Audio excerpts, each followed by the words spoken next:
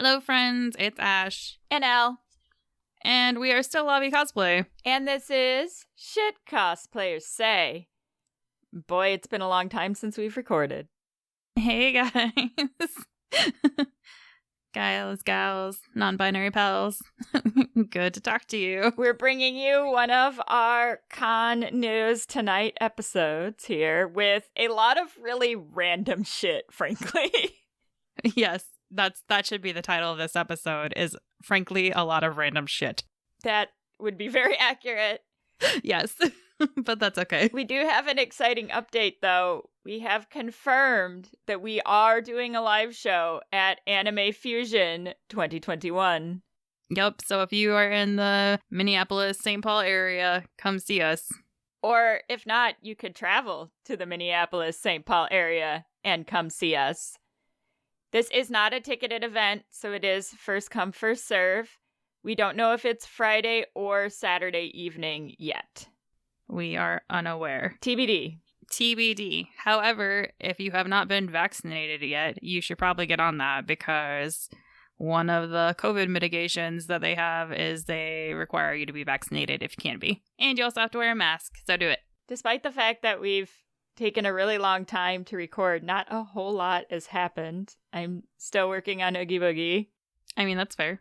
I need to get her done by the end of September, so we're gonna see how this goes.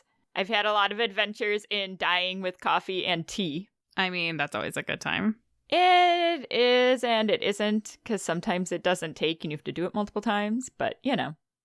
And you're currently planning a shoot with Tyrannosaurus Rex, yes? Ideally, yes, which is why she now needs to be done by the end of September as opposed to October, because Lex has a Sally costume that she made, so we're going to try to do a shoot together as well. That'll be fun. And then I have my shoot with Honey and Ether early October. And I keep changing things because there's just some things about the actual design that I'm not a fan of. And I've kind of gotten to this point where I'm like, you know what? Screw accuracy. I want to do it the way that I want to do it. So I'm currently hoping to airbrush a gradient onto ivory colored arm gloves and tights. That is one of the nice things about cosplay being art, is you can make changes like that as you see fit. I think in my old age, I'm just getting less concerned about what is accurate to the source material and what I actually want to do. When I was a young whippersnapper, we made everything screen accurate. I'm like, this is just the way I want to do it. It does mean I got to pull the airbrush out, which I haven't pulled out in a long time. But we need that for the next few projects we have anyway, so getting some practice back in wouldn't be terrible. I mean, I did do an intensive in college on airbrushing, so I should probably use it at some point, right? But I mean, all the monotonous crafting has also led to listening to podcasts over and over and over. Oh, you poor thing. I know. I accidentally stumbled on the Trash Taste podcast. Okay. It's a couple of voice actors from Europe and Australia. They just kind of bullshit for a couple hours. They're more entertaining than you would think. They're nice to have in the background because they're just That sounds kind of entertaining. They're super entertaining, but I recently listened to an episode where Connor talks about all the weird ways he's been hit on as a voice actor. Okay. From creepy fans or? Yes, but he has an affinity for older women, which I think is hysterical because he loves con moms. So Connor, we are older than you. And we are definitely con moms. We don't want to date you, but we will mom you if we ever meet you at a convention. We're more than happy to bring you snacks and make sure you've had water and that you're feeling okay. I didn't know where that was going. He just enjoys con moms in general. That they're just the most delightful people at a convention. Do you need a snack? Some ibuprofen? Have you drank enough? But as I was listening to him describe what a con mom is, I was laughing because I'm like, oh my God, that's us. I mean, we already knew we were con moms. That's not new. And we would totally do that to a voice actor if we came up to them to get their autograph and they looked like they hadn't had a snack or they needed some. We'd be like, do you need a snack? I have one in my bag. 100%. This dress has pockets. Have a granola bar. That's we would 100% do that. It's just the way. Whatever. This is the way. It is the way. I mean, They've been keeping me entertained because I've gotten caught up on most other podcasts that I've had between my long drive to work and crafting. Oh, yeah. I know whenever I have to drive for work, I knock a bunch of them out, and then it's like my normal commute's like 10 minutes, so I don't get a whole lot of listening done through the week anymore. Yeah, my normal commute is 45 minutes, so I do. Been doing some other crafting that's kind of fun. We had an event out where I live in our neighborhood, and we hosted a stop for it. Is it con crunching if it's not a con? Yes. But there was con crunching involved, but it looked really good. Unfortunately, this is one of those events where you want to do like really solid second place for like how good you are, because if you get quote unquote best, you get voluntold to organize the event for the following year. Uh-oh. I got voluntold. Yeah, you did. The event next year. Oops. It is what it is. Right. My husband was really, really, I won't say upset about it. I'm like, you knew this was going to happen. So don't do well. Why didn't you just steel yourself for this? Like, we could have sucked, I guess. So then do you get to pick the theme because you're in charge? We get to pick the theme. So we've already been throwing a bunch of them around. Maybe some are better than others. I don't want to be at a con during this because I want to go. I mean, you should. It's going to be a good time. We've got a couple we're kicking around. Well, the problem is you have to coordinate with all the people that run your individual stops. So some of them I think are maybe a little too far-fetched where, you know, getting people to kind of collaborate so they're not all doing the exact same thing. Because a couple people have brought up doing like a decades theme or around the world, but everybody's going to want to pick like people that are out here, the demographic. You're going to have a bunch of people that want to do like the 60s and 70s. Maybe like one group's going to want to do like the 20s, and you might be lucky to do like the 50s.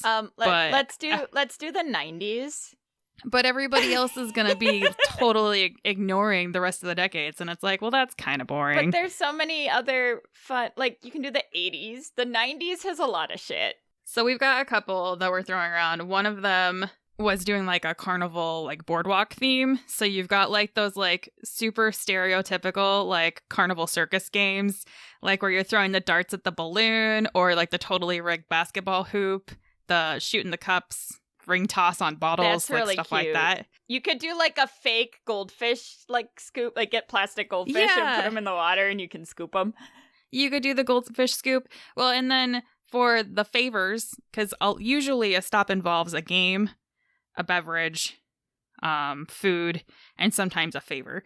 I mean, there's so many different, like, you could do like little plushies, or, I mean, just think of all those little like trinkets you can order in bulk quantities from Oriental Trading.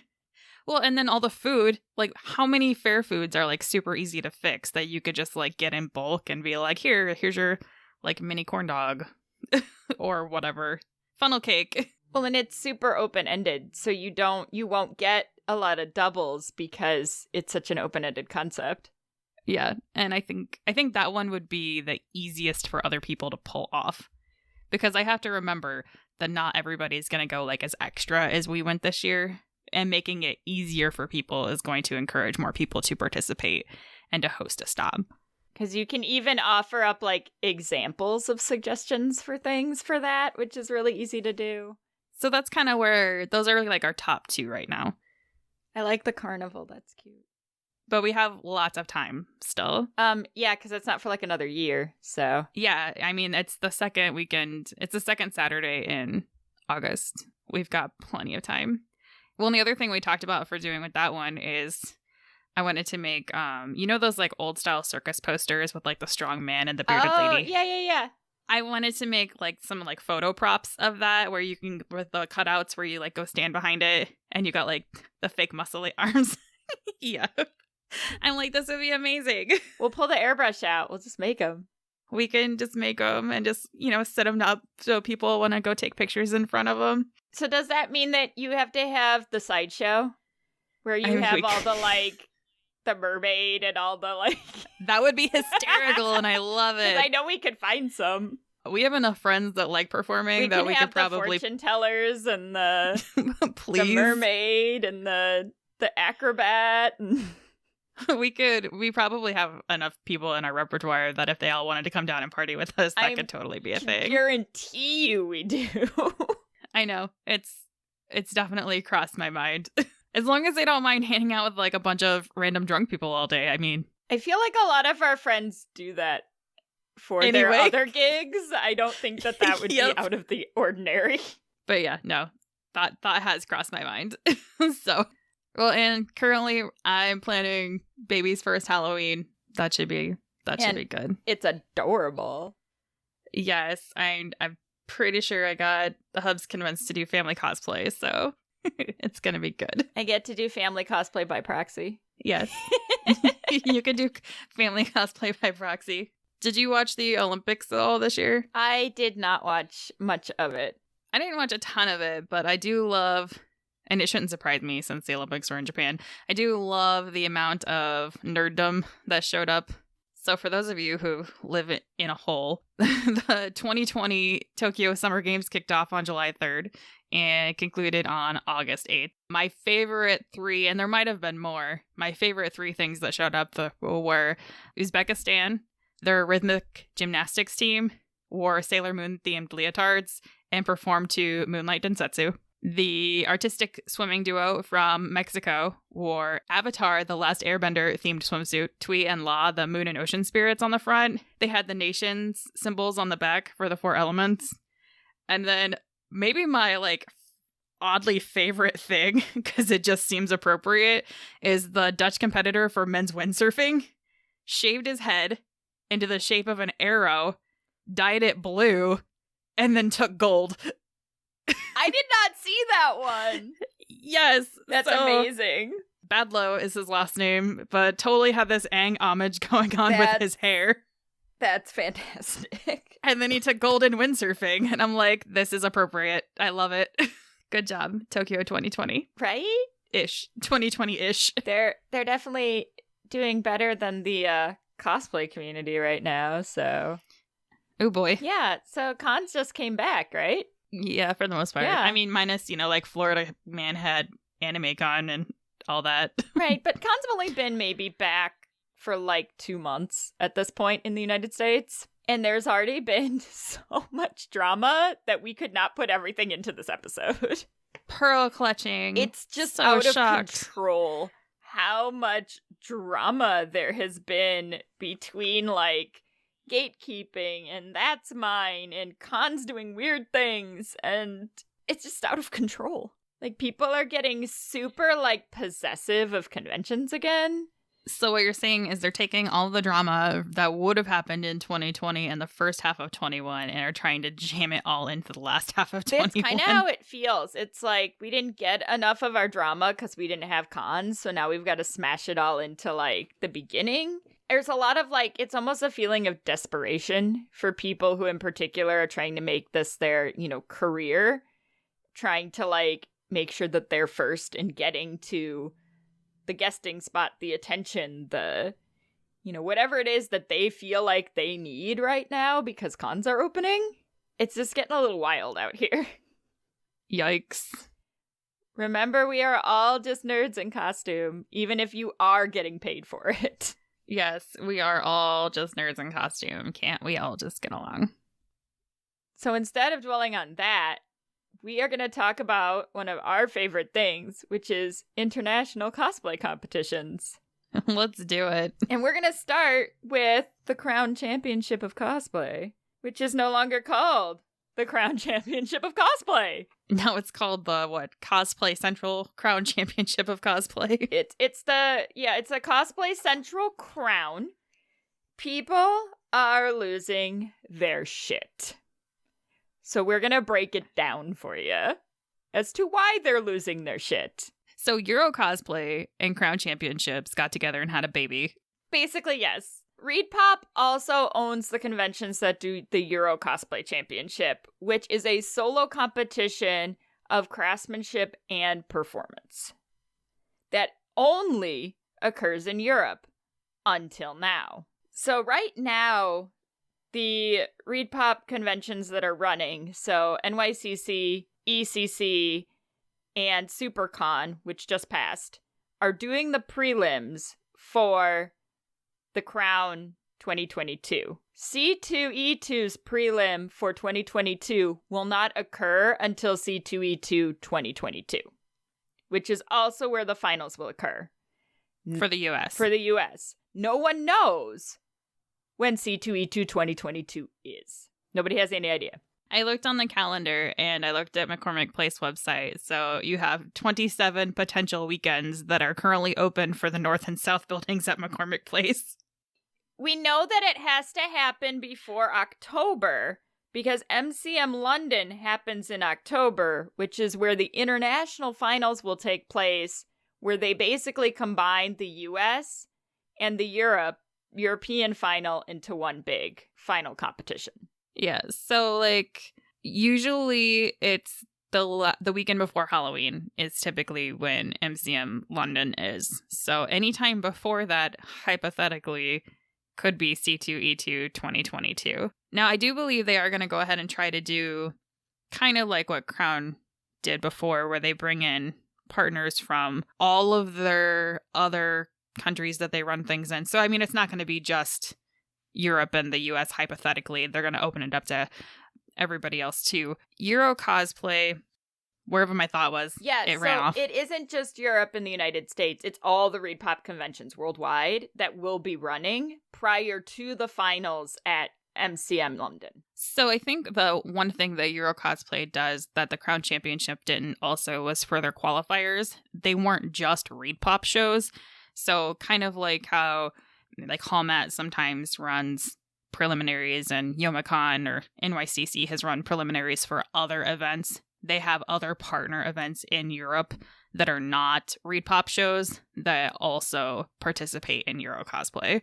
So I wouldn't be surprised to see some of that popping up in the future, too. No, I wouldn't be surprised at all. There are a couple large changes. One of them is to the award system, which is one of the big complaints people are having. There are no longer craftsmanship categories. ReedPop used to do armor, needlework, and FX.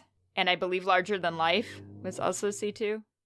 Larger Than Life was typically in the FX category. They had 3 categories, which all typically had a first, second, third, and then there was a first, second, third overall.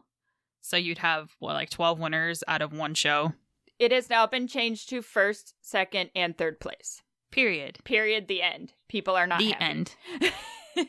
The big stink that is occurring is the fact that there is a performance element to this competition. So here's the deal. Right now, ReedPop is saying you do not need to do a performance for the preliminaries. You just have to be on stage for roughly about a minute. You have up to 2.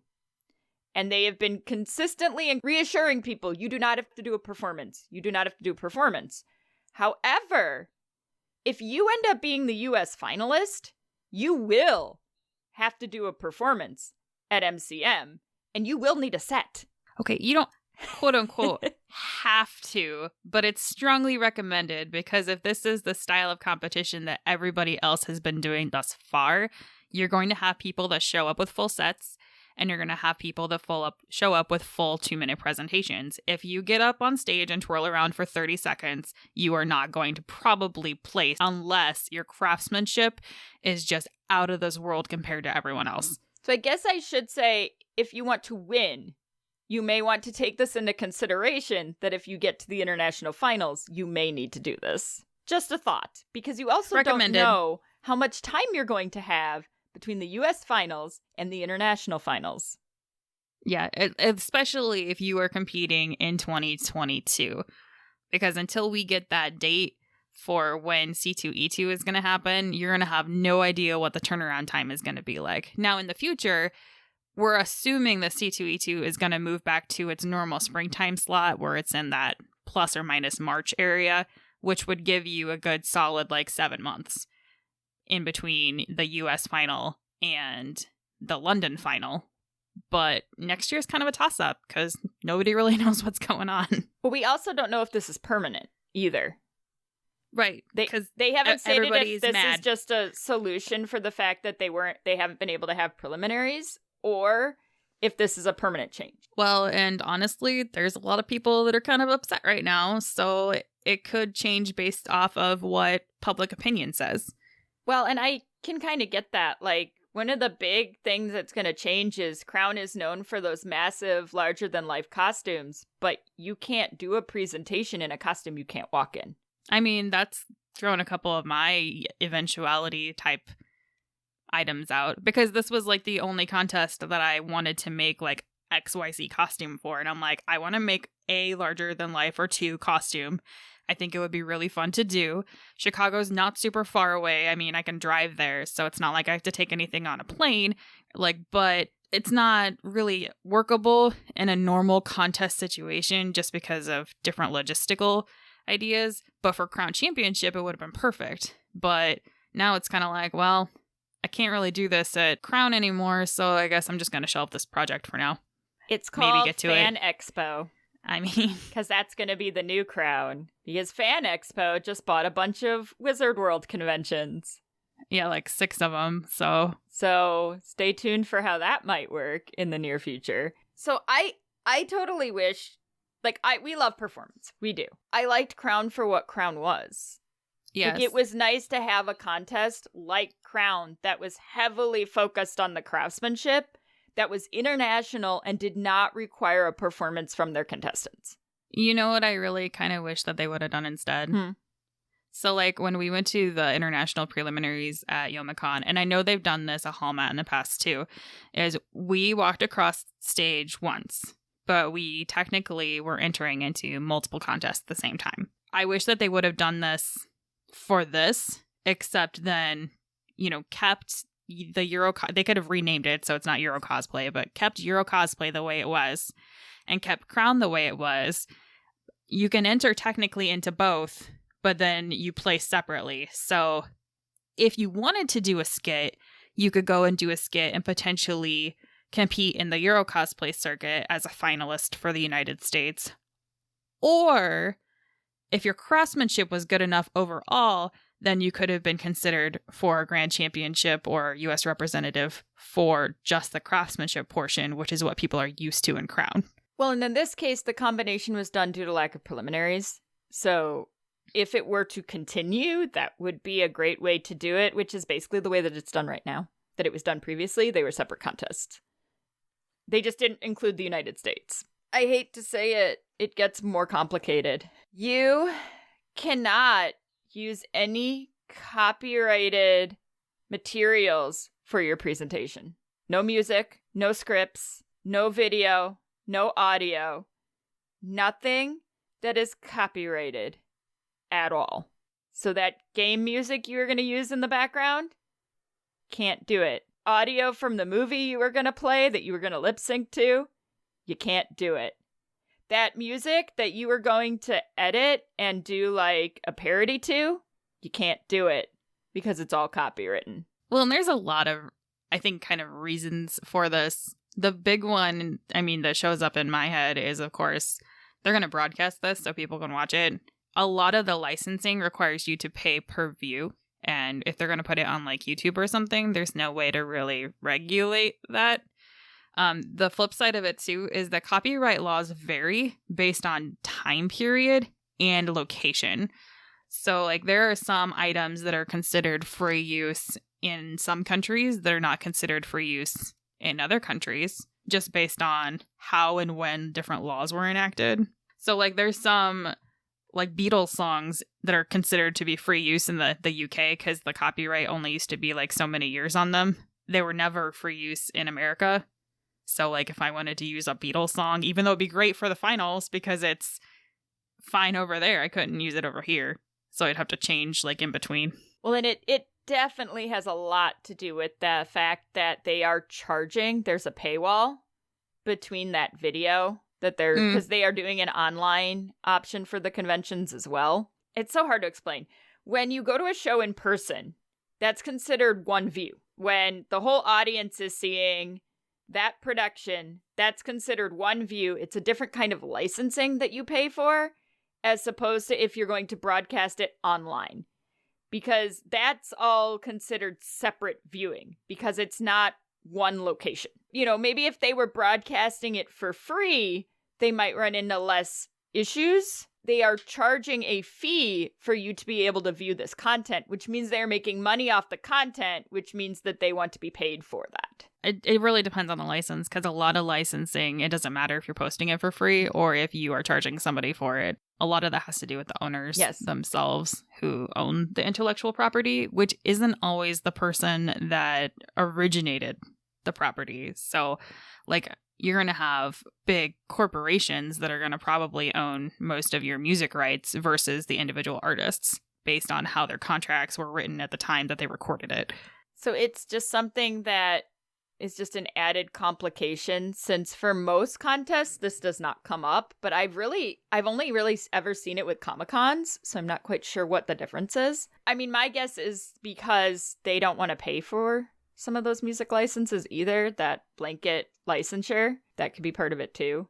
I know for a few Comic-Cons that allow presentations, that's the issue, is it's not something that comes up often enough for them to warrant wanting to pay for it.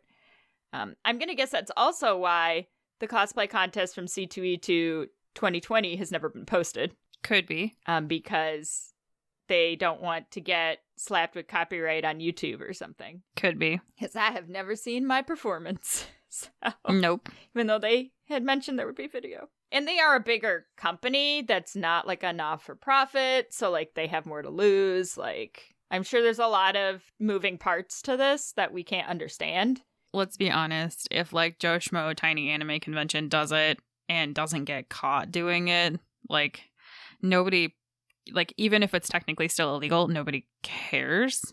But if you've got like a really big company like ReedPop who makes, you know, millions of dollars doing it, the license holders are going to take a little bit more notice and are more likely to go after a bigger fish like that in court. So it's just something to keep in mind if you're looking at this, that you're not going to be able to rely on like the music from the game or the movie to support your costume. You're going to have to look for something that's either in fair use or something that you can pay for the rights to. And there are many websites where you can pay for rights to like simple music. That's how we got our music for our podcast. You can shell out like a one-time fee and then you have fair use for that music. You do need to pay close attention to your license, though, because some licenses require for you to credit the creator or to credit the company that you purchased the license from. And you're going to need to make sure that if you are paying for a license like that, those are not stipulations, because ReedPop is not going to credit whoever your license owner is every single time that they post a video. It's just not going to happen. Yeah, that's not reasonable for them. One other cool thing, though, is they are encouraging original designs. Crown's always taken those. That's not like a new thing. It's just that they're making it more official. The weird thing they're doing is splitting things in half. So you either enter your costume under accuracy or original design. It kind of defines which judging rubric, because the judging rubrics are available on the internet for this right now, if you go look for them. So all it does is it determines like which section of the rubric they're supposed to use for you for a certain number of points. And if you are considered to be a quote unquote design element or an accuracy competitor.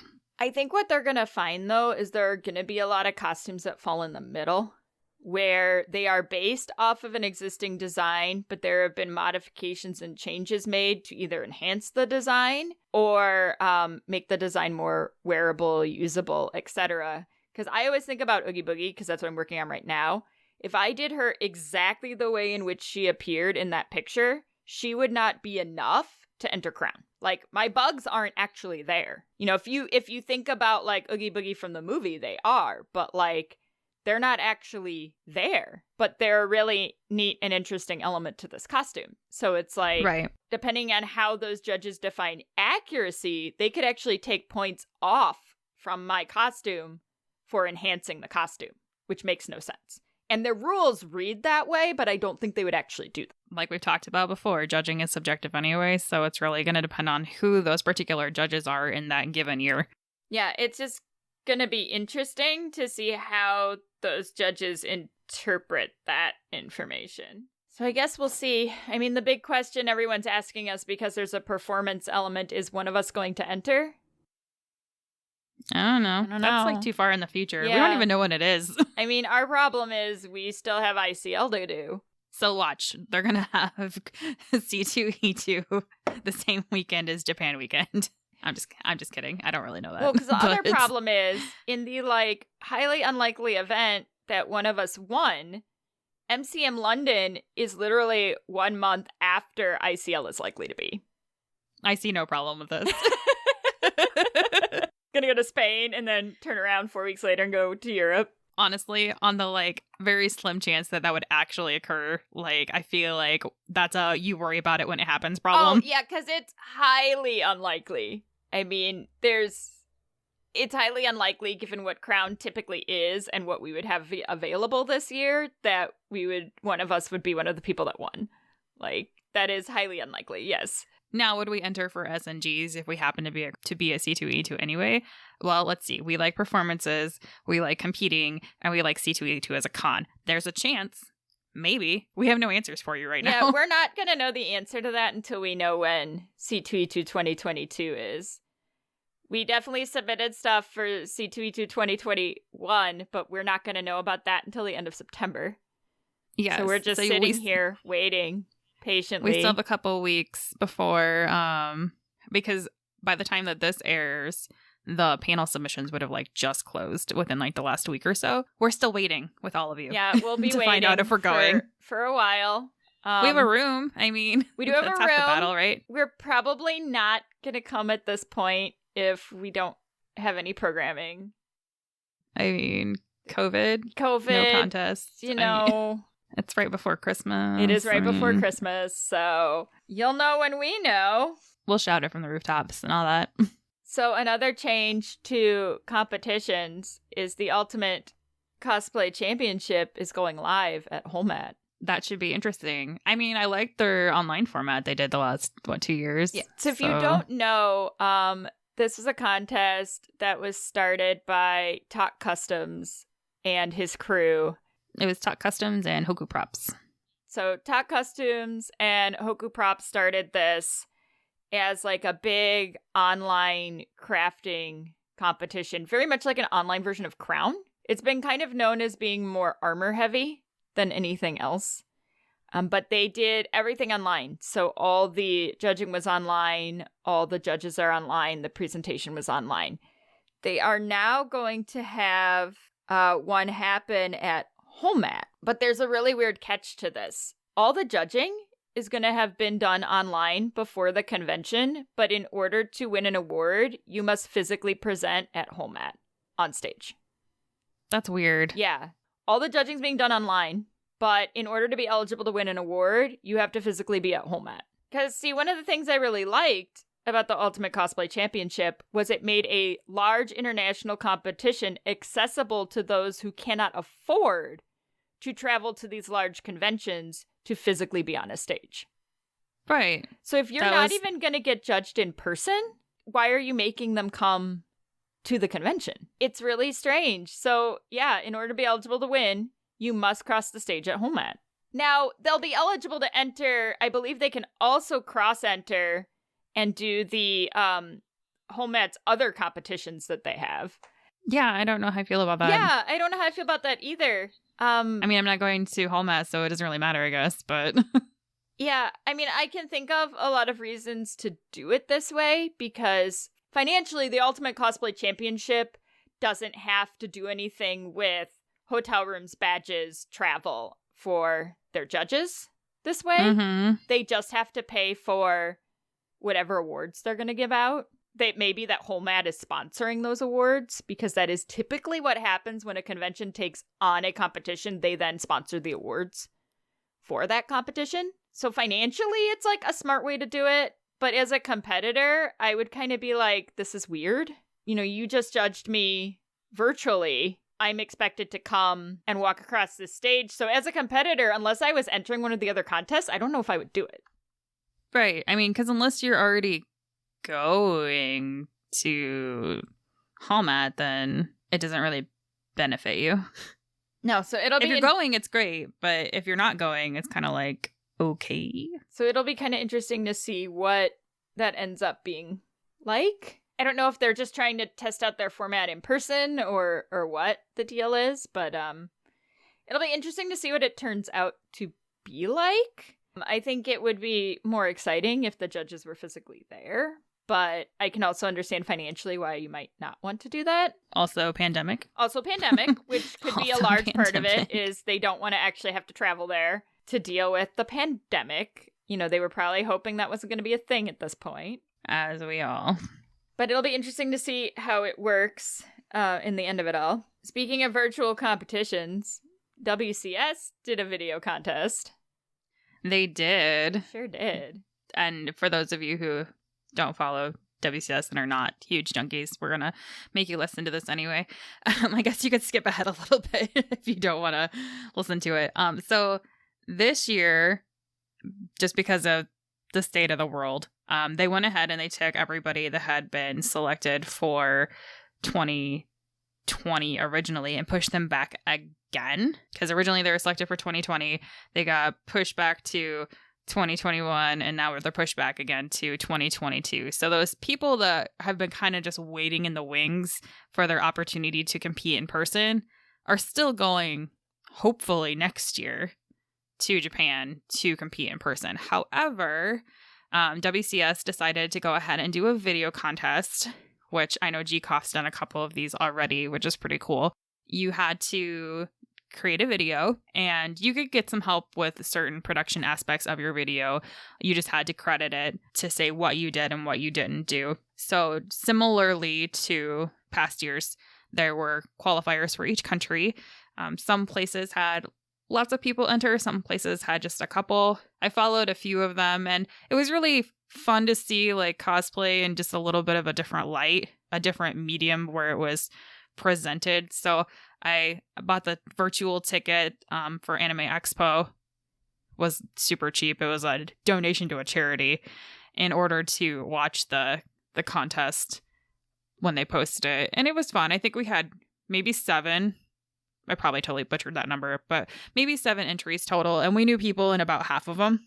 Nobody I know won, but that's okay. The group that did go on behalf of the United States, I say go, like they actually went somewhere. The group that did win on behalf of the United States did this really cool Utena skit. And Utena is just one of those like great classics that if you haven't watched it, you should watch it at least once. Over the normal course of the weekend, what they ended up doing is they had their little interviews or whatever with the teams, and they live streamed everything, and as a team you had to be available on a certain day at a certain time in order to, you know, kind of participate virtually, and then they showed your video.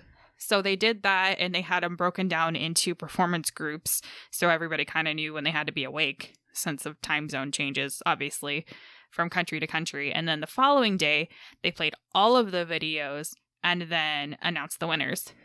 So I was kind of geeked out a little bit by the fact that the team that won actually did minor characters, because you don't typically see that in these really large contests where you can get that kind of notoriety for doing minor characters. Usually they question your life choices if you're going to be doing somebody kind of obscure. So that was cool. So the grand champions were Team Germany. They did Jessie and Biggs from the Final Fantasy VII remake, and the video was super cute. So very accurate, very cute. It made me happy. Italy took second, right? Yes, with Deity Link and Skull Kid from The Legend of Zelda, and then another Final Fantasy VII entry. The United Kingdom took third with Zack and Cloud from Crisis Core. Good times. It was kind of fun to watch. It was kind of an interesting format. I can only imagine how much work those were to put together. Well, and I mean, that's one of the reasons, like, why I don't ever see getting, like, super big into, like, TikTok or that kind of thing. And I've had a couple times that I've wanted to make cosplay videos. It's just the production quality. Like, you think a stage show is hard. Can you imagine if you had, like, the time and resources to beat a video to death with, like, edits and re-recording and special effects and, like, oh god. I mean, I can tell you the last time I did a self-shoot, because I did one for Kakaguri a few weeks ago, I literally only got, like, 2 photos and 2 videos, and that was, like, 2.5 hours of just the shooting portion and the getting ready portion of this entire thing while fighting with my like itty bitty like 3x3 space that I have to work in. But right. it just, yeah, you all who do TikTok, bless you, it's too much work. I can't do it. It's way too much work. Like, I do not have that much time to put on a whole costume and then try to take video. Maybe we'll do more of them when like we're at conventions and we're in costumes and you know that photo shoots and stuff, but like just trying to do them at home, it does not work well for me. I can't imagine doing like an entire production and then trying to get it filmed and edited, and no, that's a lot of work. I can't do it. Yeah. So WCS, just to get you all caught up, the team, as we mentioned, the team from 2020 gets to go in 2022. Currently, there is no prelim at Hallmat. The team selected in the prelim at 2021 hasn't gone yet. 2019? Are we going I the can't right even, way? I don't know anymore. Numbers are hard. Okay. Pandemic suck. I don't even know when they were selected at this point, but there already is a prelim team selected from Hallmat that hasn't gone to the finals yet. There may or may not be another This one. is called pandemic times. My Yes. brain doesn't work anymore. So there isn't likely to be a prelim at Hallmat because the last preliminary team selected from Hallmat has not yet gone to the U.S. finals. Right. And that would be kind of weird for them to send two people from Hallmat. Exactly. So just keep your eyes on the WCS Facebook pages and their Instagram to see if any other prelims open up besides AX. Since the 2022 team is already selected, any prelims that occur will be for 2023. Any prelims that happen in the next like 10-ish months are going to go to Anime Expo 2022, but the team selected at Anime Expo 2022 won't go into Japan until 2020. Welcome to our confusion. Well, and I'm so glad that WCS in the United States did that double up year so that we could get on like a normal track Right? with everybody else so that you don't immediately turn around and go straight to Japan. You actually have some time as like the local champion before you go anywhere. And we feel for you, team 2020, 2021, 2022, as a fellow team 2020, 2021, 2022. At this point, we're just going to have to see who has their contest, like, for reals. So, to see who's going to be, like, we'll have to make jokes about being the longest reigning champion. Seriously, it's ridiculous. And no, we have no idea if there's going to be ICL prelims for 2023, because I'm going to guess they're going to wait to make sure that we're going in 2022 before they have preliminaries for 2023. I got nothing. I got nothing either. I don't know. I'm going to assume Europe is going to be doing a whole hell of a lot better than the United States. So, well, you know. it'll just depend on whether or not they want to let us in because we're in the United States. I hate it. Pandemic, why?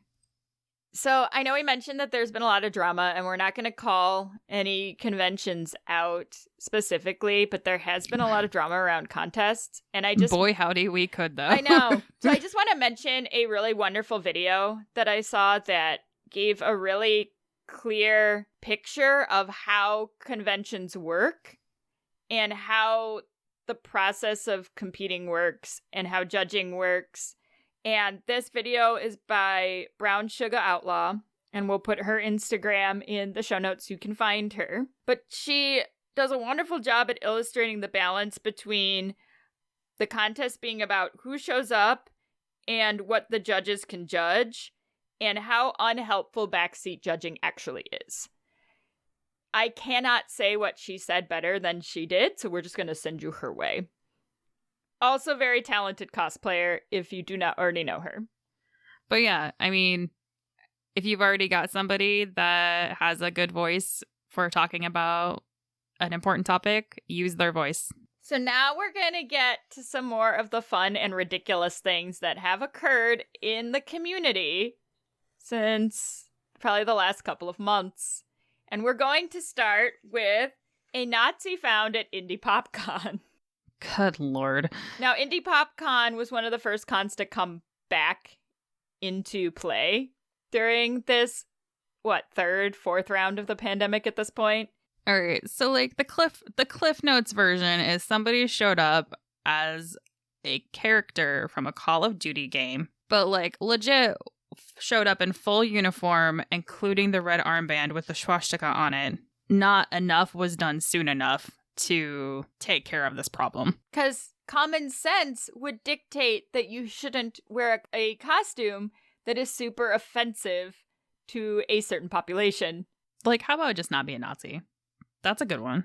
I mean, it's obviously for attention, which is why we're not naming the cosplayer's name, because they don't deserve the attention. You know, common sense would dictate you shouldn't do this. So PopCon didn't have a direct rule against it. Now they do. Yeah. Well, and I think this runs into a lot of problems where you have untrained volunteers dealing with really sticky situations that they shouldn't, frankly, have to deal with. Because there's some cons that we've been to that have just volunteers that kind of guide people, like, in terms of the rules. And then we have other cons that have, like, radios and tactical vests and are, like, legit on their game to take care of problems as they occur. Apparently, this was not one of those places. PopCon did issue a statement afterwards. Well, and the cosplayer has claimed that he didn't realize this would be an issue.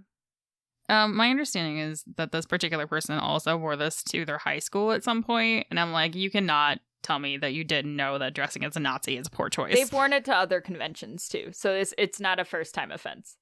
Yeah, so in case you had a question on this, dressing as a Nazi, even if it's a cosplay, is a terrible choice. Don't do it. I don't care if they're from Call of Duty. I don't care if you're playing somebody from Wonder Woman or Captain America or what have you. Nazis are bad. Don't dress as a Nazi. The end. The next one we have just gave me a chuckle because it's a great example of things that we discussed in our That's Mine episode. And I just couldn't. It's so funny. They are calling it Opalgate. So by the time we've released this, it's past, but I just think it's a great illustration of this, that's like trying to own something you can't own. Mm-hmm. But basically what happened is a streamer accuses Critical Role of stealing her original character. Wow. So this is how this goes down, because this is wild. So this cosplayer tries to say that her Opal-based OC was stolen by Critical Role for their new character, who is also Opal-based. So having an opalescence character isn't a new thing. Like, this isn't a new thing. So this streamer prior to this was a rather obscure creator who claims that she created this character that is now being used by Amy Carrero on Critical Role months before any other character named Opal appeared on Critical Role. They are claiming that since both characters have an opal necklace, opalescent hair, and are named Opal, that Amy must have stolen her design. She also later backpedals and claims that her character is also supposed to have a dark complexion, but that information came after the Critical Role reveal. And this gal, when she cosplays her character, she's white. This claim is sort of odd. I was curious, how many characters have opalescent hair and are named Opal? So I Googled it, and there are tons. And did we also forget about, I don't know, Steven Universe? Because, they have a character named Opal. Gasp. How dare. Because of this lack of evidence, and obviously she cannot trademark Opal. A gemstone. And a copyright would only hold if the designs were exactly the same, which they're not. She really doesn't have a leg to stand on, but wait, there's more. Oh, goody. And this is my favorite part. She threatens to sue Critical Role unless they put her on the show. Oh, good lord. I will tell you right now, friends, this is not how you get on your favorite podcast. Nope. Blackmail and threats is not a great way to get on your favorite podcast. Obviously, Critical Role has like a full legal team, so this isn't going to go anywhere, but I just thought it was absolutely hysterical and ridiculous. Huh. I wish you guys could see Ash's face right now, because she is just staring blankly at me like, what the hell is this? Well, I mean, it's just like if somebody came up with like a lycanthrope character and nicknamed them Wolfie, like, and gave them like scruffs. Like, it's not new or original. I get that there's the saying, all publicity is good publicity, and I'm sure this massively increased her social media views. And we're not mentioning her name because we don't want to give her more views, both on TikTok and YouTube and everywhere else that she does her thing. But, like, really? I mean, whatever. You do you, I guess. I don't know, it gave me a good chuckle. I thought it was pretty hysterical. And I can get behind supporting, like, small creators and, curse them. I mean, because you see this with the mouse a lot, where they get accused of taking ideas that small creators have who have no chance of standing up to them in court just based alone on the size of their legal teams. And it does happen that sometimes things get stolen from independent artists. However, like, you completely lost any support or sympathy I might have had for you the second you tried to blackmail them to put you on the show. Oh, so that's what this is really about. Because if you were really upset about them stealing your character, it would not be like, oh, well, it's all going to be good if we can be friends. That's not how any of this works. So, we do have to bring up all the changes that have happened with COVID and conventions, because as this develops, this is going to change. It's just gonna be a thing. Conventions, obviously around the United States, so for our friends who are not here in the United States, be glad you're not us. We are going into what they are now calling possibly the fourth wave of COVID, are struggling greatly against the Delta variant, whether we are vaccinated or not, because not enough of our adult population got the vaccine. Yeah, because I would say maybe 50% of people that are eligible to take the vaccine have actually gotten fully vaccinated. And to hit any level of herd immunity, you need more like 70 to 80%. And we are definitely not there. I'm sure all of you who listen to us from other countries have been rolling your eyes at the behavior in the United States. Don't worry, we do too. We do too. With the coming of the FDA approving Pfizer and soon Moderna, with the coming of the now third booster shot for us vaccinated persons, we are also now coming to the time where businesses are going to have more choices as to whether or not they want to allow unvaccinated people in their business. Spoiler alert, a lot of them don't. Conventions are now starting to require proof of vaccine, COVID tests, and masks for entry into the convention. Sometimes all of the above. Some are just requiring you need to be vaccinated, period. Doesn't matter if you have a negative COVID test or not, you can't come. And I say good on you, cons. It's our turn to play now. Yeah. And the cons that I've seen that have the vaccination requirements, if you have a negative test and a medical exemption, you are typically, if you bring in your exemption paperwork, like legitimate exemption, and you have a negative test within a certain period of time, typically that will also get you in. It's the same thing for kids who are not authorized to take the vaccine under the EUA. I've seen that happen. Some of them do like a hybrid where you can be vaccinated, have a test within a certain period of time, so you don't even have to claim your exemption. You just do like one or the other. But pretty much all of them I've seen that are taking it super seriously have a mask mandate, which is making all the cosplayers cry their little salty tears. Wear a damn mask that matches your costume and suck it up, Buttercup. We've been cosplayers for like 20 years. We know how much time and effort goes into your costumes. This is more important than your costume, guys. Yeah, it sucks that you can't wear your like Deadpool face covering or your Spider-Man or your Mando helmet or your fursuit head. Like, it sucks. I get it.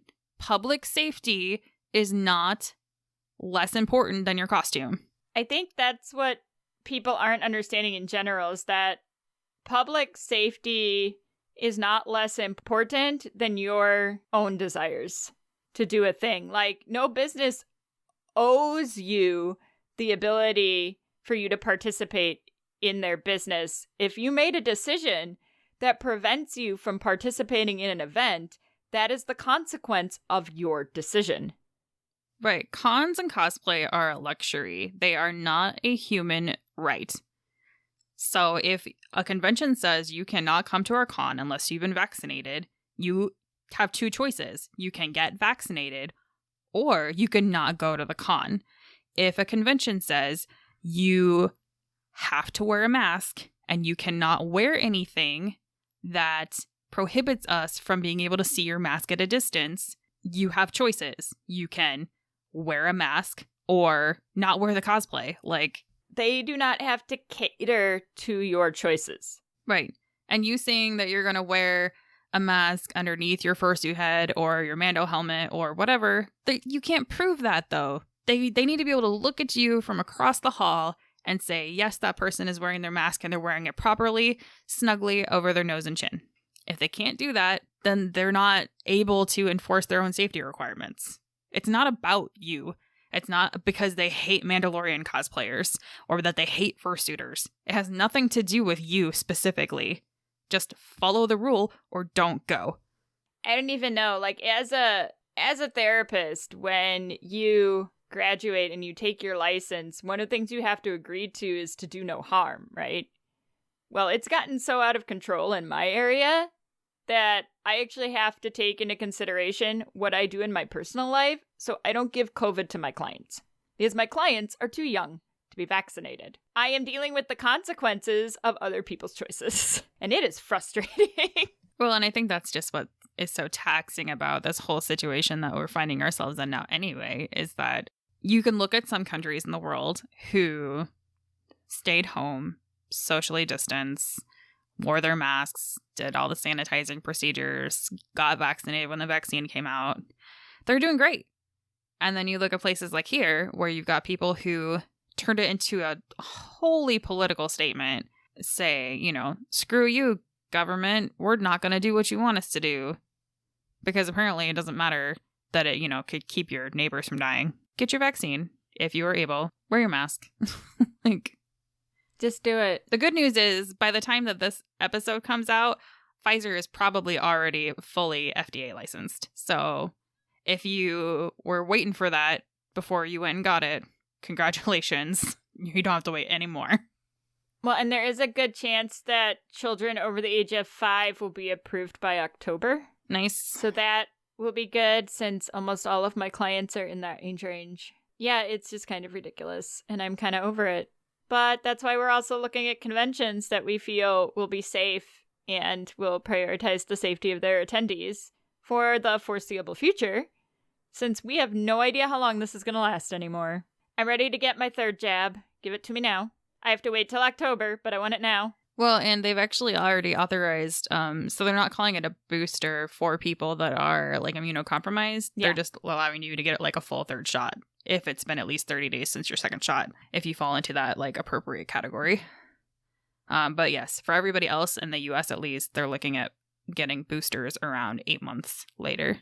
Let's not talk about... No, so I have something absolutely hysterical to share with you. Yes, let's end this on a light note. Because this gave me a delightful chuckle, and I need to share this with you, and I'm not going to say, to protect the, innocence of the stupid here, I'm not going to say what convention or name this person or anything, but this was found on a public online forum, and if you put stuff in public, guess what? It's public now. If it's on the internet, it's forever. And this gave me a wonderful chuckle. Good. So, give you some background, this is occurring in early summer in an area that has high COVID, that at a convention that is not allowing hotel parties. So I'm going to read you most of this post, and then I'm going to give you the information that follows afterward. They want you to know that this post should only be read by those over 21 plus. So I guess if you're not 21 plus, you're going to need to plug your ears. I don't know how they were going to control that on a public forum that's all ages, but hey. So thinking about reserving a large suite for the con and having an adult party room. Now I know you can purchase the higher end tickets for the con and get access to their party room. But as someone who's purchased it before, I found it a bit off-putting and restrictive. I was not impressed by their VIP options, but that's beside the point. Essentially, I would pick up liters of high-end vodka, rum, gin, etc., and that would probably run about 250-ish in supplies for about 150 drinks total. I would also like to pick up things like electrolyte drinks, as well as caffeinated beverages. On top of that, I would most likely be ordering pizza or possibly doing something high-end like a charcuterie board if I can get a good enough response on this. We're getting fancy with our hotel party with our charcuterie board. I know. Well, because you say pizza, and I think of like the $5 hot and readies, and then they're talking about having like so far fancy this meat sounds and like cheese a college trays. house party. I know, right? Which means we're gonna have the cardboard pizza to go with our cheap ass vodka. I'm thinking of charging $25 VIP cards that would get you into the room if I could get at least 10 to 20 people to do that. So it would cover a portion of the expenses. Because if I'm going to illegally sell drinks to other people, I'm totally going to post about it on the internet. Yes, because you don't have a liquor license, which means you cannot charge $25 a person to enter your room party. You cannot do that. But I digress. But then they add, I mean, I can just have the whole party to myself, but it's always more enjoyable bullshitting with a fun crowd. I want to know in what world he thinks he's going to eat all that pizza and drink $150 worth of liquor. I don't know. This convention's not allowing room parties because COVID. But in the comments, this person states that they verified it with the hotel and the hotel doesn't have a problem with him having other people in his room. I'm sure he didn't tell the hotel that he's having a big party and selling alcohol. Right. So then he does go into making these fancy VIP passes for people and starts collecting names of people that seemed interested and making passes for them, even though they haven't confirmed that they're going or not. Well, you know.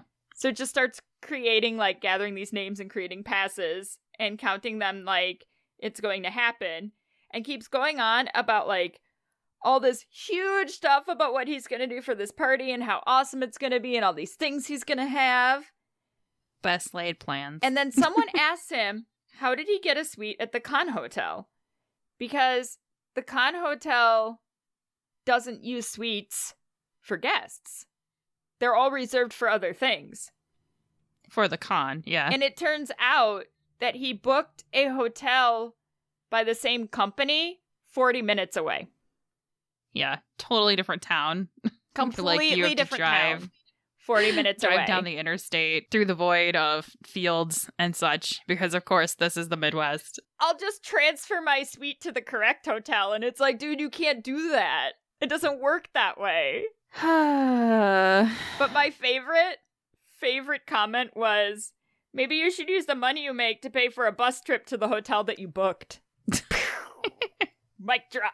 Oh, goodness. Oh my god, I can't. All right. And I never found totally out if, like, this party happened or not, but, like, we needed to if you end were on at a this party, ridiculous note.